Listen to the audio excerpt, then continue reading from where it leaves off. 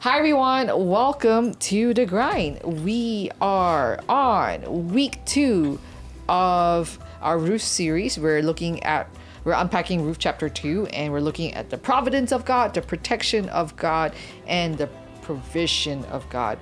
And basically the idea that God is behind everything that happens in the story of Ruth, just as how he's everything that happens in our story. So, what's the one time in your life where you thought this is so random, but it turned out that it was a setup from God? I think for me, a lot of revelations from God is this is so random. Where did this thought come out of? Mm-hmm. And then every time I chase it down, I'm like, oh, okay, this is actually something God was hinting at, you know, like.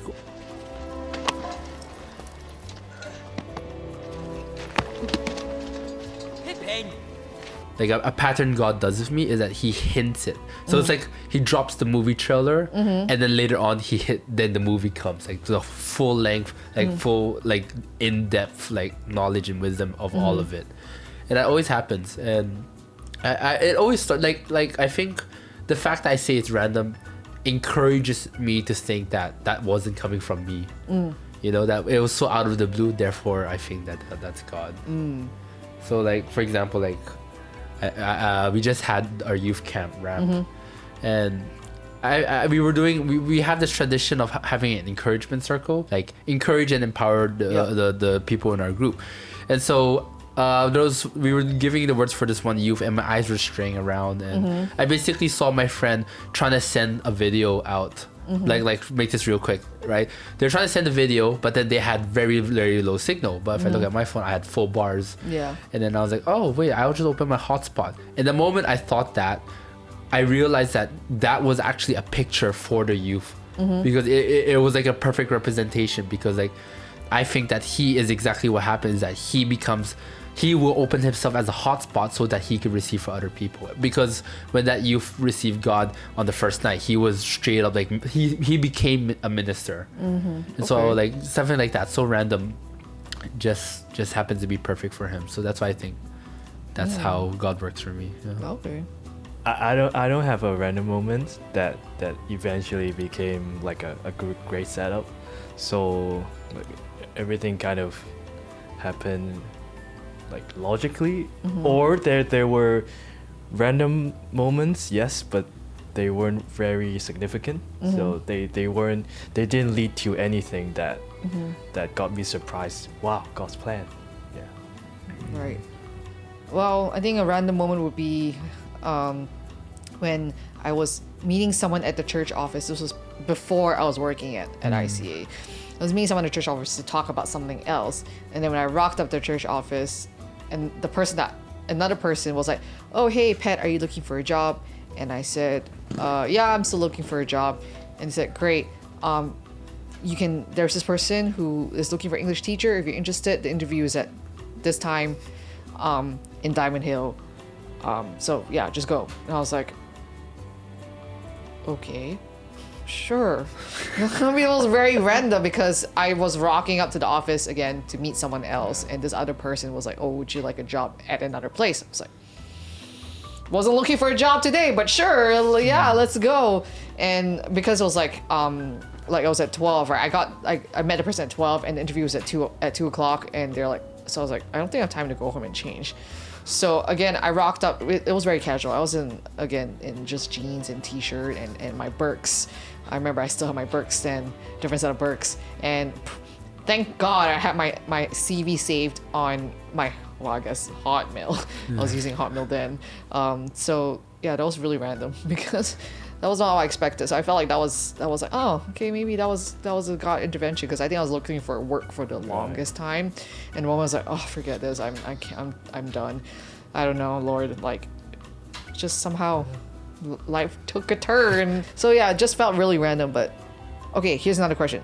Like, you know how like Ruth was like, you know, a Moabite, and you know, I think it was really obvious that she was a Moabite because everyone kept calling her Ruth the Moabite. So who's someone who's made space for you when you felt like an outsider? Yeah, this one you can get out the sunglasses. Yeah, because it's my girlfriend. She greeted me when I first joined my young adult / professional kingdom group. Yeah, and you know how people, when they are familiar with each other, they tend to form their own little circles. Yeah. But then, like on that first night when I joined, she welcomed me as a newcomer. Oh, okay. Yeah. It's like wink, wink, nudge, nudge. Yeah, that was pretty brave. This strange dude. Yeah. So, but then after that first night, I still felt like an outsider for a very long time. But still, that welcoming gesture was very respectable. Yeah. Ooh.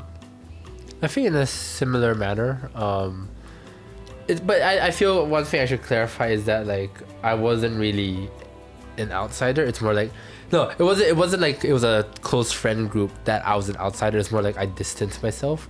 But the first person that came into mind was Esther Pettigrew. Oh, okay. Because I think that a lot of times when I kind of turned into introvert mode, I kind of like just distance myself and just quietly just stand in the background. And then many times Esther will always like come up to me and just check up on me. Oh yeah. And just She's like very good helps that me way. feel included. Yeah.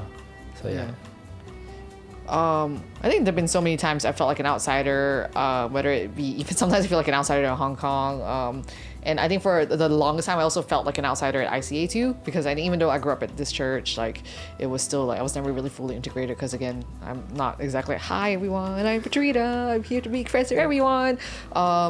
I definitely took a while to warm up to people, and even when I came back round two, I was like, oh man, the idea of like having to meet people and understand, I don't know, and just like fit in, I was just like, oh, I don't want to deal with this. And I think I had this like wall up for sure, and I think there were people that tried to bring me in, like Jung and like Mo Kwan, and I think one of them was like, okay, just go to Rock. I was like, I really didn't want to go to Rock because it was just, I don't want to be the new kid on the block. And so I was like, and then I think I made a promise that like, fine, I just dragged my feet to Rock, and I was like, oh, and this time Rock was at Wan Chai, so I'm like, I opened the door, it's like, how do I insert self, how do I don't know. And then I think one of the people that made me feel welcome was actually this Singaporean dude, like this missionary. He was based in Hong Kong for a bit, and I think I just felt at home because number one, he also knew the people I knew back in Singapore, like in YWAM, so it just felt like a nice connection. So in a sense, like he kind of made me feel welcome at a moment, so it just felt like, oh, okay, Rock wasn't so bad after all. And so then it slowly eased and made some of like good friends there. And so for a season I definitely felt like an outsider at ICA, so thank God for people like that. So I think it's cool, like in all the different things that happen, maybe in retrospect we see it like God's in charge, and he's caring for us, and one of the ways that he cares for us is his providence, right? So one of the things that we that Pastor talked about in the sermon was coincidences. Coincidence? I think not! All right, so let's talk about it for just a little bit. Do you believe in them? Do you believe that things just happen in the life of a believer? I think God's too intentional. I think God is just too much of an opportunist to let some things go to waste. Yeah, and so I think that he always creates opportunity for us, and it depends on how we follow through with it. Really determines what progresses next. I think like in video games, there's this thing called quick time event. Expound. Do you know I what have that no is? idea what Press a X. Yeah. So like something's happening, and then there'll be like a really short window, like maybe like 3 seconds. You have to press this button. Oh, okay. It's more of a reflex thing. Oh, okay. And then if you achieve it, you kind of get a benefit or an advantage for later on. And then if you miss it, too bad, Okay. And I like to see that this is kind of how God does it, that, some things happen, but then God kind of sets us up for it. And based off how we react, kind of determines if we now like grow our character, or do we just like stay the same and move on and then maybe like grow elsewhere. You know what I mean? Like, I remember there was one time one of my youths was like, he was being his faith was being under attack. Like he was being belittled for being a Christian, and that and he just felt destroyed. And God spoke through me. Well, I know God spoke through me because I did not even know this. But I was like, hey, but because of the way you act, the devil tried to attack and tear you down. But because you responded well, now your faith has grown even more. And then, like, I think that's an example of like, see, that you know, the devil tries to attack, but here's God trying to create an opportunity for you to grow even better. And so that's kind of my mentality of like, God is so intentional that he's always working behind the scenes, and he's so creative in these ways. I believe I acknowledge God does have like a grand scheme of things, but I also believe there are small coincidences which have no significance. So for example, this morning I walked past a former student here on Tanner Road. Oh, okay. But a then former student. we just walked past each other, and That was it. that was it. So what? And then, like, for another example is I saw a YouTuber in real life. Oh. We took the same MTR train. It's quite funny. I get the first time to see like some YouTuber I watch in real life, but then that's it. I didn't say hi to him. He doesn't know me. Like, what was the point behind that kind of thing, right? Yeah. What's the point? But then, again, I also believe there's a reason why I majored in music and not medicine, for example. But then I haven't seen like the full effect of this yet. True. Yeah. Yeah, that's right. Like, you know, you talk about like random coincidences, like you bump into people. So is that coincidence? Does it matter? Does it not? Yeah. Like, you know, I mean, I have this talent of bumping into IC members around the world. All right, like, was there like a reason behind it? Maybe I don't know. Maybe make sure I don't behave wrongly. I don't know. Like, make sure I stay in act. You know. Yeah. Like, I remember even like when I was last in the UK, I bumped like I saw this coffee shop on the main road. I was like, okay, I need coffee. Like, let's go to that coffee shop. And then I was lining up, and I was like, this kid looks so familiar.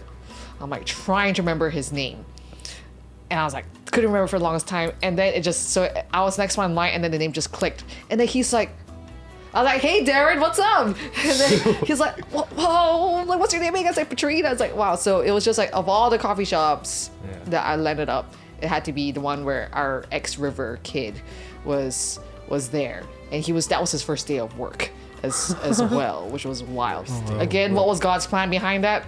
I don't know. I didn't get a free coffee, but it was just a cool connection to see. Like, you know, he's still doing well. He's still like pursuing the Lord. You know, even after like 3 years away. But yeah, it was cool. Like, you know, that was that a coincidence? Was that God? I don't know. Well, it was so funny. Like before, back in the day, like parents were like, "There's no such thing as coincidences." You know, it's like It's a God incident. Yeah, it's a God incidence. It's almost like a sin if you say like it's a coincidence, right? Yeah. It's like, okay, Yeah. it's okay, okay, sure.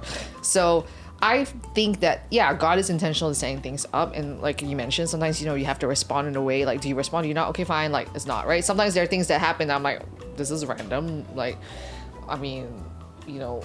Maybe in the grand scheme of things, there's a reason why this happened, but whatever, right? I mean, I've definitely bumped into previous students within River as well. But it was cool. Like with providence, the idea of providence is that it's with God, but then the idea of coincidence is without God. So, yeah, I think it's something interesting. Like maybe in the grand scheme of things, when we talk to God, oh, that's why this happened. Okay, cool. But for now, we travel on in faith.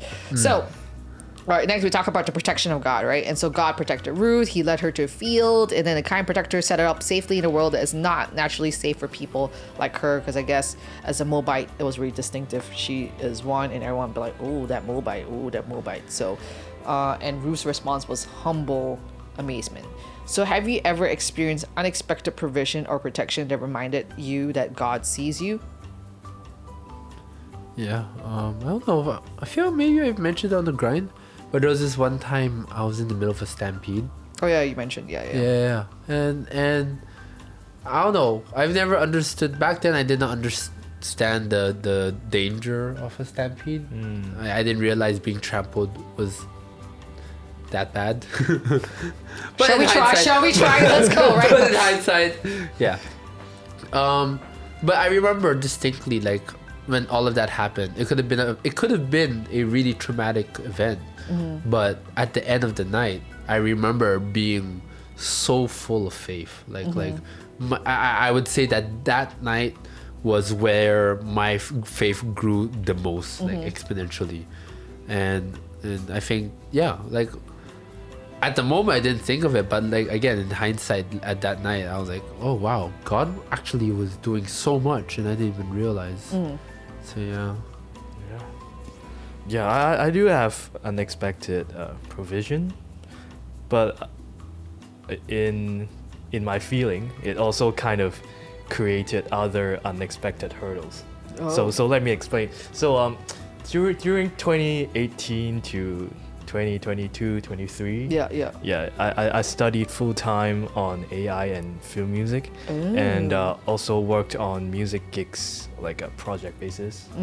And so thankfully I received monthly studentship. So I had regular income, like even throughout the COVID years, like when everyone's at home or like unemployed. So looking back, I'm thankful for the income, but because I kept studying and I have limited full-time working experience. So I suspect that made me like lose out on opportunities when I applied for jobs and there were no news, like not even interview opportunities. Yeah, so it was like in that single event, it was unexpected provision, and yeah, really thankful for that. But then on the larger scale, still haven't figured it out, like why this and that happened. Interesting. Well, I think every single time I don't get hit by a car, it's God's way of watching out for me, because sometimes I'm like, I should have been hit by that bike or that car, because sometimes I don't pay attention to where I walk because I could just get lost. We're looking at your phone? No, I was not. I actually was just so caught up in my music and just like in my own world, and it's like I hear "Brr," and I was like, oh, I'm so sorry. So now I'm actually really afraid sometimes of Tanner, because those, you can't barely see the cars coming. So that one I'm extremely careful. I'm like, okay, now I can cross. So I thank the Lord each time. Like when I was like, yes, Lord, I am paying attention. So, but. Yeah, I was like, that's a great call in my life for God to be protecting me from all those cars. But definitely just the amount of times that God has just provided for me, watched out for me, like, protected me. I was like, okay, he sees me. And so what was that? I think the term to describe the God who sees is El Roy. And I think it's only mentioned once, and that was in the context of Hagar, when she was like in the wilderness running away, and she's like, the God who sees.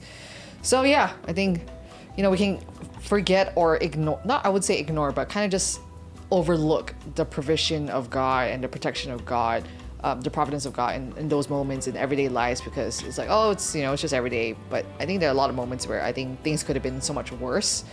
Like if I was to say one train too late or one train too early, the kind of thing, I could have been in, like, say, being stuck in traffic, for example, or if I left the house too early, too late, I would have been caught in a downpour. So I think all of this is just like little things that we don't count it as like anything. Maybe it's like a coincidence, but really it's God's way of just stepping in and his way of intervention. And sometimes like we complain like, God, why do I have to go through all of this? And maybe sometimes God's protection is painful.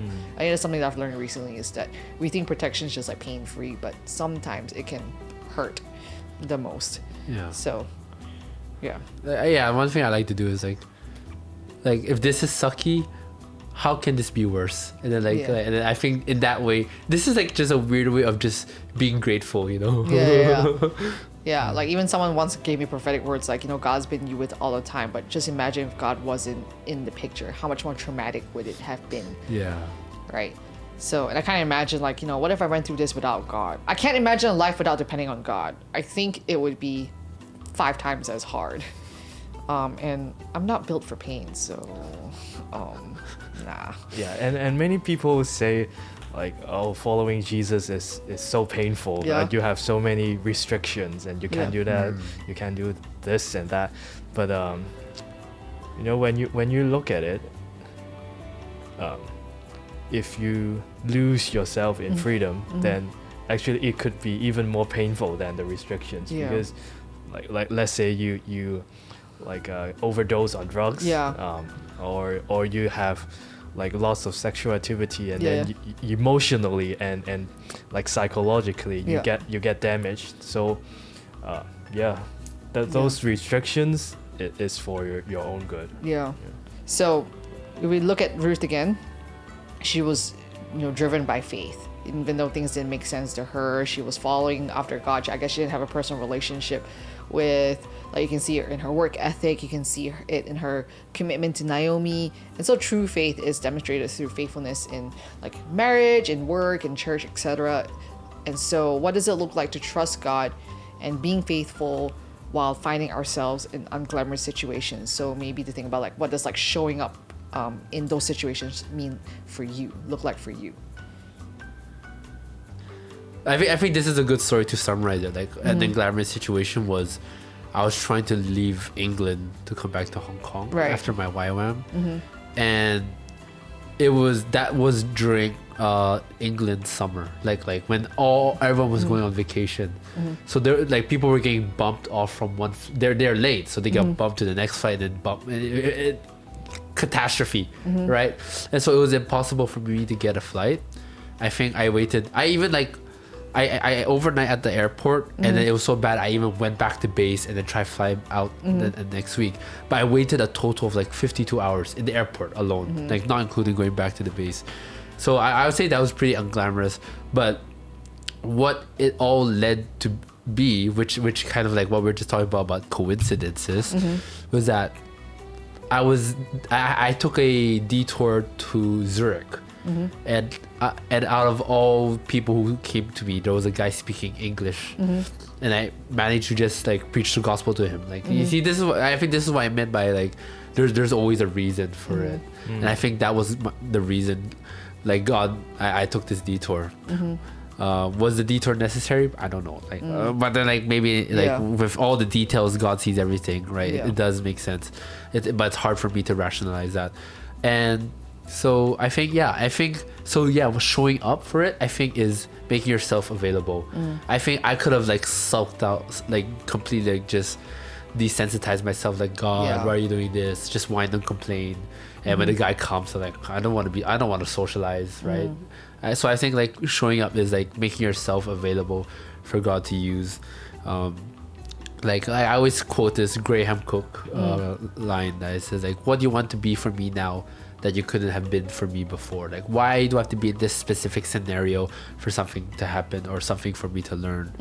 You know, this is kind of reminds me of like, you know, Top Gun, Maverick. It's like the talk to me goose. It's like those moments, right? It's like, Talk to me, Goose. Talk to me, Goose. Oh, yeah.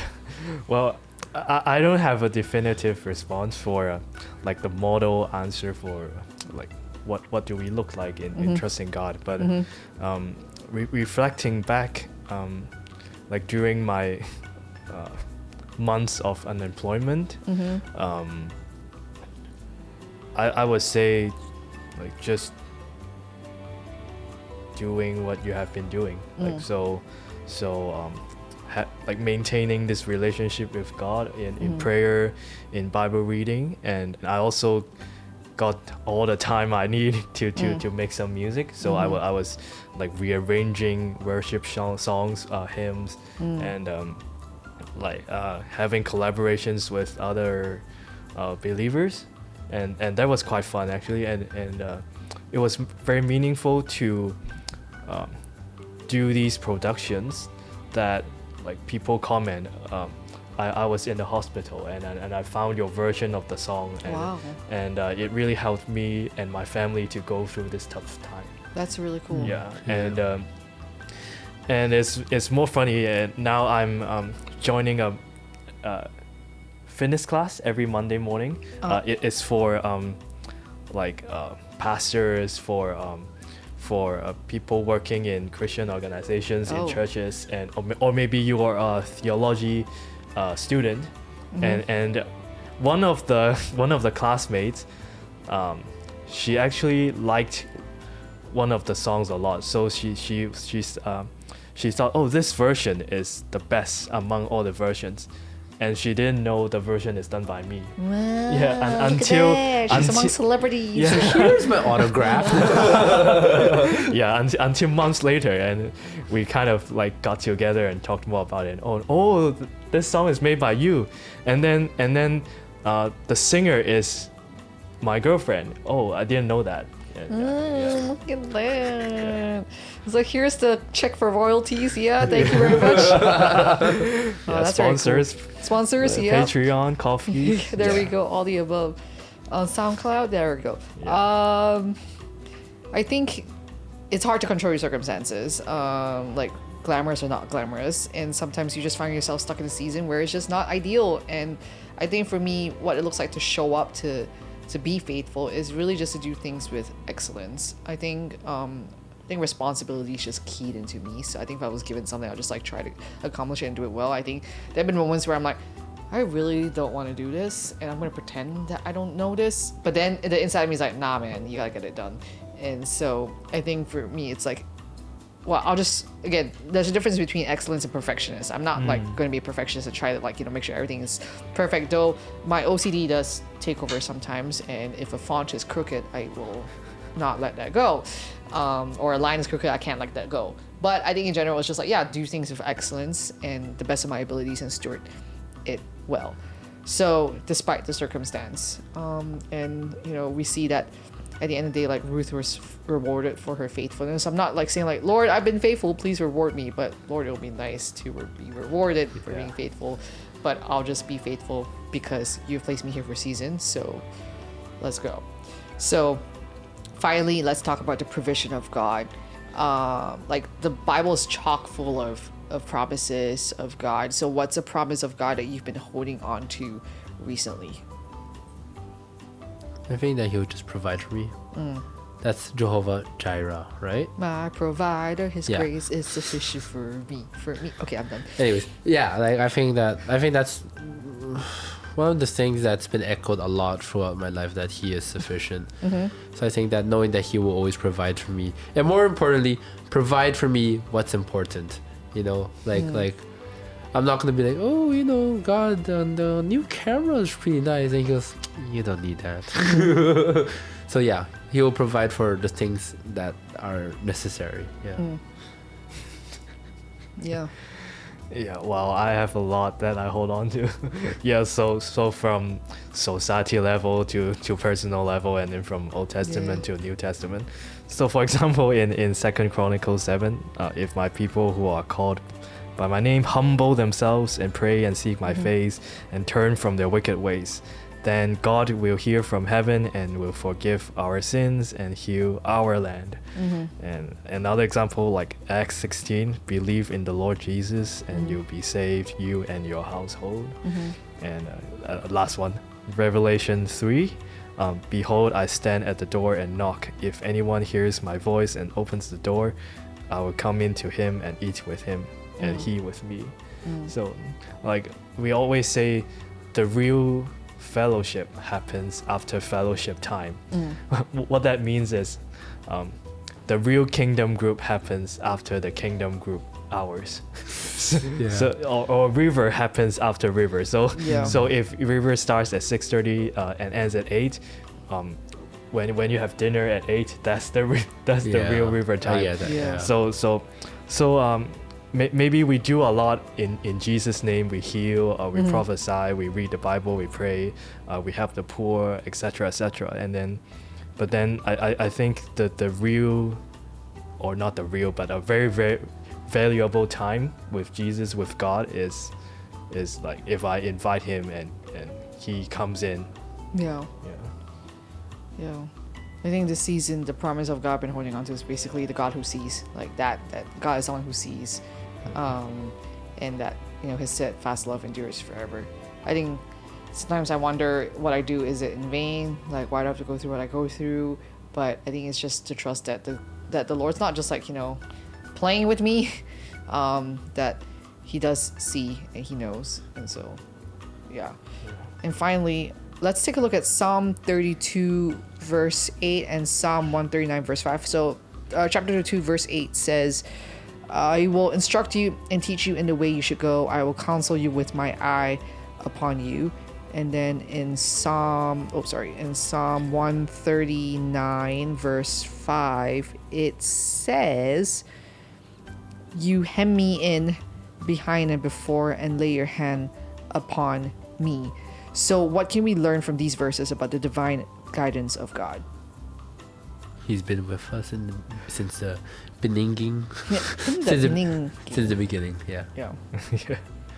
Yeah, I mean that part about bit and bridle, like a horse or mule, Yeah. it stands out to me because, I think God wants us to find the right path without any forceful intervention.